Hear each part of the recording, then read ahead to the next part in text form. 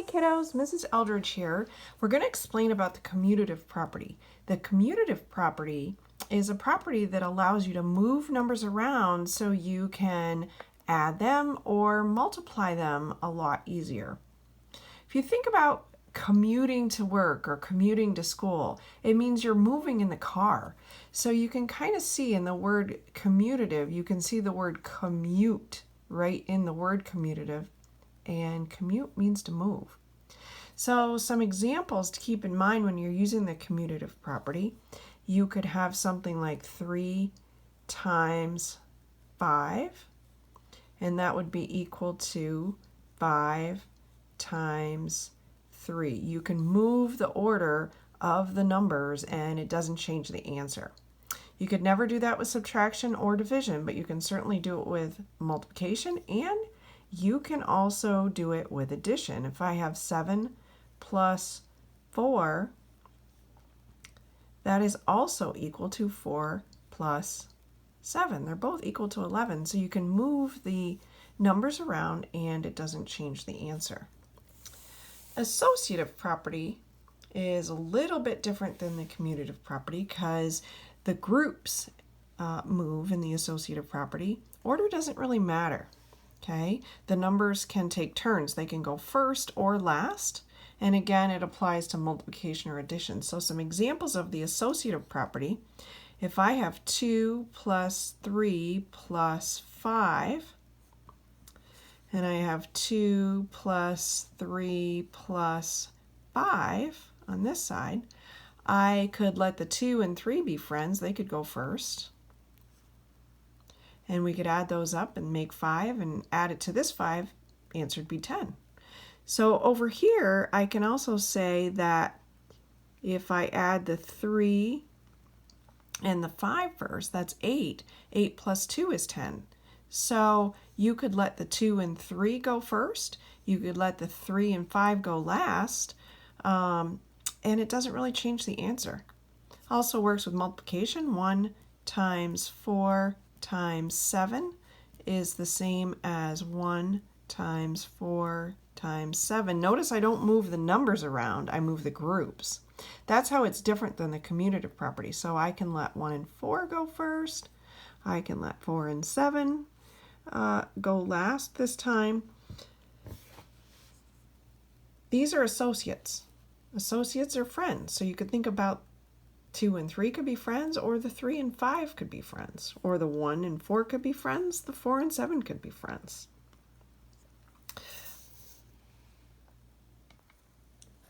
Another property I want you to take a look at is the distributive property. Okay, think about a newspaper boy passing out all the papers on his paper route.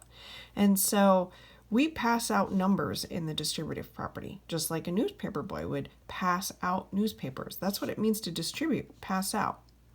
So some examples of the distributive property would be something like 3 times x plus 5. This 3 next to parentheses means multiplication. So if I pass out the 3 to the x and the 3 to the 5, I would get 3 times x. Again, this is multiplication, so 3x. And 3 times 5 is 15.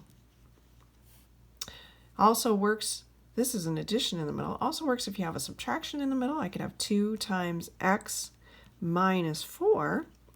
So I could say 2 times x, and 2 times negative 4 is negative 8. So the numbers being multiplied get passed out to each of the terms on the inside of the parentheses. That's what it means to distribute. So one of our last properties that we have to take a look at are the properties of equality. And the properties of equality help us solve equations. Actually, all of these properties do. They kind of give you the reasons why you can do the things you do when you solve an equation. So if I have 2x plus 5 equals 10, and I subtract 5 from both sides, I get 2x equals 5. This right here is a property of equality because what you do to one side of equation, you have to do to the other. That's what it means. equality. Equality means fair. So it's only fair if you subtract 5 from one side and also 5 from the other to solve the equation. So this is the subtraction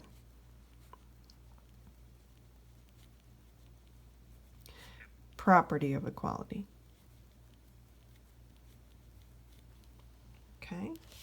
You could also have it with addition. You could say 4x minus 8 equals 40. And so to solve this, you got to be a brat and do the opposite. What you do to one side of the equation, you got to do to the other. So I add 8 to both sides. This is what we call the addition property of equality.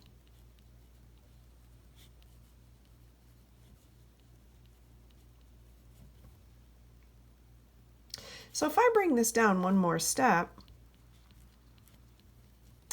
and of course this is a two-step equation, this would be the first step. The second step, you would have to divide by 4 on both sides. This is what we would call the division property of equality. Because if I divide on one side, I have to divide on the other. Remember, equality means fair. It's only fair if you do something to one side of an equation, you have to do it to the other. Finally, there are examples where you have a fraction, and this fraction is being multiplied by x. And to solve this type of equation, you would have to multiply both sides by 3. See, to get rid of a fraction, you can't ever divide. You have to use a reciprocal, so you'd have to multiply by 3 over 1. So this is really saying 1 divided by 3 right here. So the opposite of divide is to multiply. So this is the multiplication